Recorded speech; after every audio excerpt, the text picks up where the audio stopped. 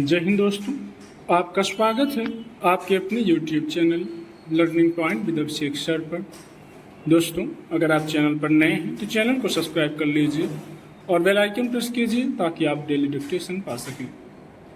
दोस्तों, आप सबके लिए उत्तराखंड APS और SSC स्टेनो ग्रेड C और EPFO का कंबाइंड पेड बैच चलाया जा रहा है। उत्तराखंड APS में आपको 3 डिक्टेशन डेली प्रोवाइड किए जाते हैं, जो कि आपके जीवनी, निबंध, योजना, कुरुक्षेत्र, कहानी और आध्यात्मिक लेख के मैटर होते हैं। EPFO और ग्रेड C में आपको मैगजीन का मैटर मिलेगा अभी, जो 120 की स्पीड का होगा और 110 की स्पीड का होगा। तो 2 डिक्टेशन आपको ग्रेड C और EPFO में प्रोवाइड किए जाएंगे अभी। जब आपका स्किल टेस्ट डेट लग जाएगा तो 3 डिक्टेशन डेली प्रोवाइड किए जाएंगे और लाइव क्लासेस भी अटेंड किए जाएंगे। इसकी जो फीस रखी गई है APS की 500 रुपये है और EPFO और ग्रेड C की 600 रुपये फीस रखी गई है।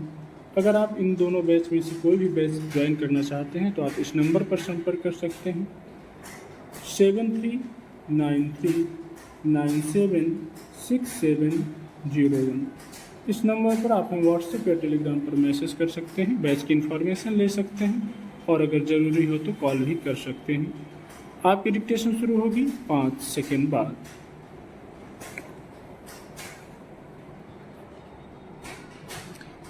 रेल हादसों पर विराम लगाने के दावे तो खूब बढ़ चढ़कर किए जाते हैं, पर हकीकत यह है कि इनमें लगातार बढ़ोतरी ही देखी जा रही है। पिछले 1 वर्ष में कई गंभीर रेल दुर्घटनाएं मामूली सावधानियां न बरती जा सकने की वजह से हो गईं। अभी मुंबई से हावड़ा जा रही गाड़ी के 18 डिब्बे झारखंड के चक्रधरपुर में इसलिए पटरी से उतर गए कि चालक को अचानक ब्रेक लगाना पड़ा। वह गाड़ी जिस रास्ते से आ रही थी वहां पहले ही एक मालगाड़ी पटरी से उतर चुकी थी।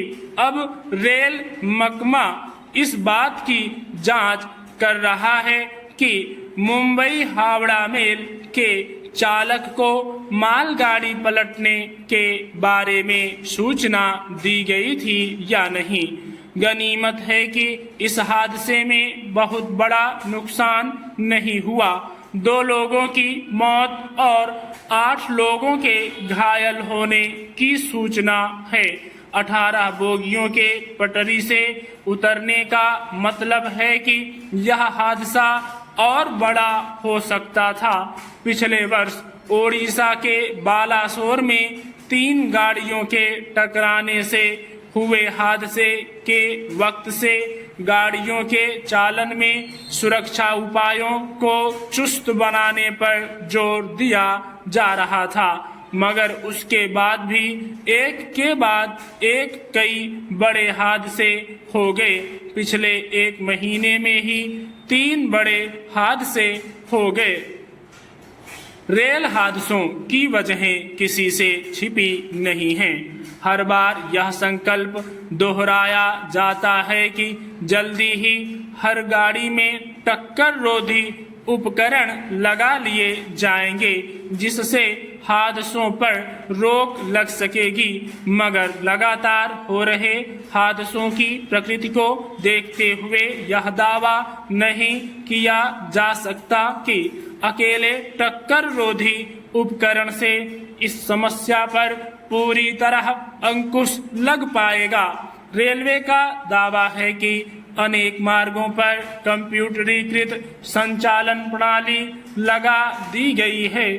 पटरियां बदलने और संकेतक आदि के लिए आधुनिक उपकरण लगा दिए गए हैं, मगर देखा गया है कि इनके ठीक से काम न करने या इनका संचालन ठीक से न किए जाने के कारण ही अक्सर हादसे हो जाते हैं।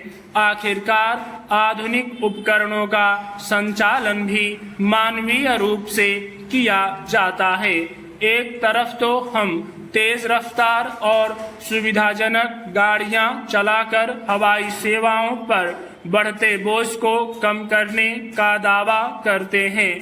दूसरी तरफ पटरियों और संचालन प्रणाली पर अपेक्षित ध्यान नहीं दे पाते।